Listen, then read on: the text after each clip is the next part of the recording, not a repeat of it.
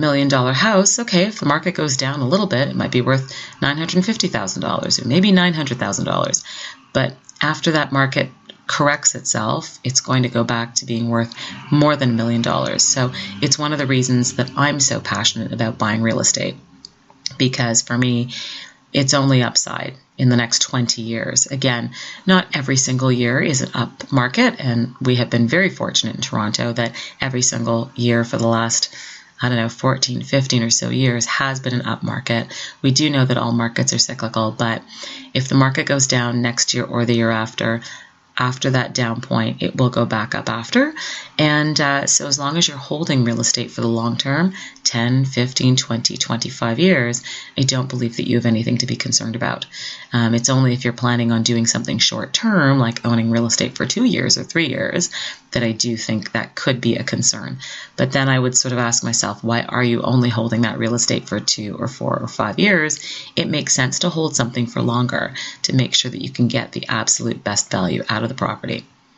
Like I said, when I finish working, I want to make sure that I have assets, and I want to make sure that I have income coming in. So if I look at what happens when I turn 65, because I have a rental property, it'll be paid off by then. That's the other thing that's great. So at 65, I can make some choices, and it allows me to have choices by owning a real estate property.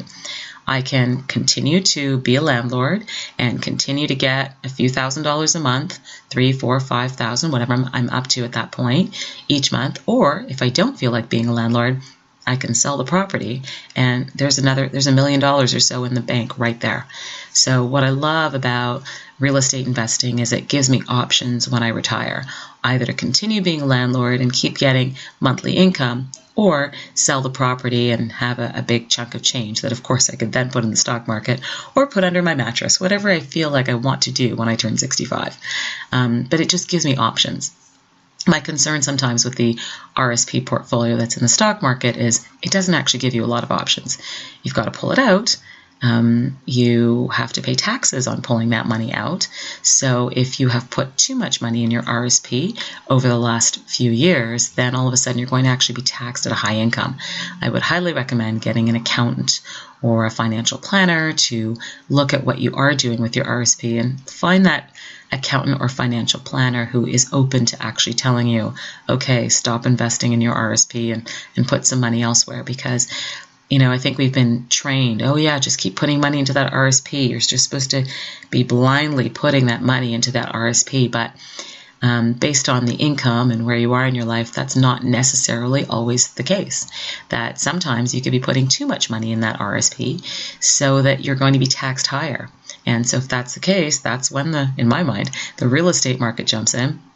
And it's time to invest in real estate and purchase a property that you can rent out so that you have a way to diversify your income when you retire. Because again, if that stock market crashes and your RSP is decimated, it's nice to know that you have a backup plan and that you know that you have some other options. Because there were certainly a lot of people back in 2008, a lot of retirees, that all of a sudden started working in Walmart because they needed the money. They really had to come out of retirement.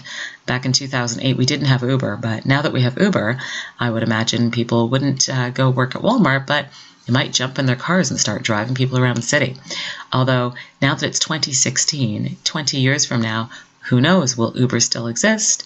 Will we all be driving automatic cars the way they do in the Jetsons? Who knows? And who knows how to predict that? But I certainly recommend buying an investment property. If you are a first-time buyer, start buying your first place and make sure that you get a good deal on it and buy it with a basement apartment so that you get some additional income coming in. Even there's a lot of families out there with not a lot of incomes that, they're looking for extra ways to make cash. And I would certainly recommend having a basement apartment. If it's not a legal basement apartment, I would recommend hiring someone like a fire consultant to make sure that your basement apartment is safe, making sure that you have the proper fire-rated doors and you have the proper items down there so that the person living in your basement can be very safe. But I highly recommend getting a basement apartment to help pay the bills.